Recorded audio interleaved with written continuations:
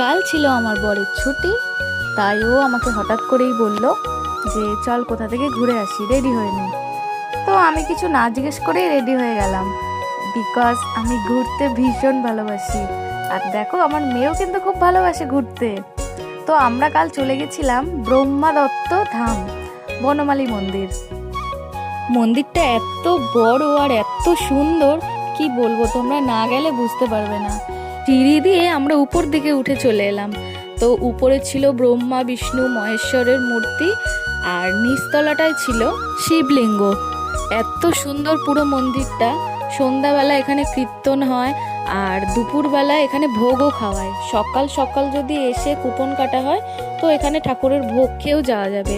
তাই আমরা ভেবেছি যে একদিন সকাল সকাল আসবো, বন্ধুরা মিলে নয় ফ্যামিলি মিলে আসবো, এখানে সকাল থেকে থাকবো, থেকে ভোগ খেয়ে তারপরে বাড়ি যাব।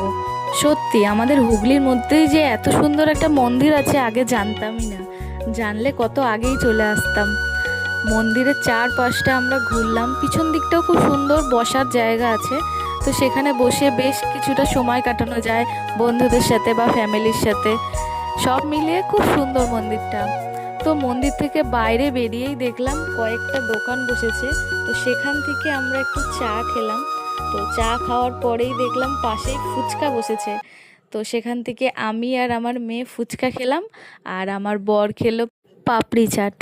খাওয়া দাওয়া করেই পাশেই ছিল একটা খেলনার দোকান। তো আমার মেয়ে সেখান থেকে একটু খেলনা নিল। তো খেলনা টেলনা নিয়ে চলে এলাম আমরা বাড়ির উদ্দেশ্যে। তো আবার ইচ্ছা আছে সেখানে যাওয়ার। তো তোমরাও গিয়ে ঘুরে এসো, খুব ভালো লাগবে।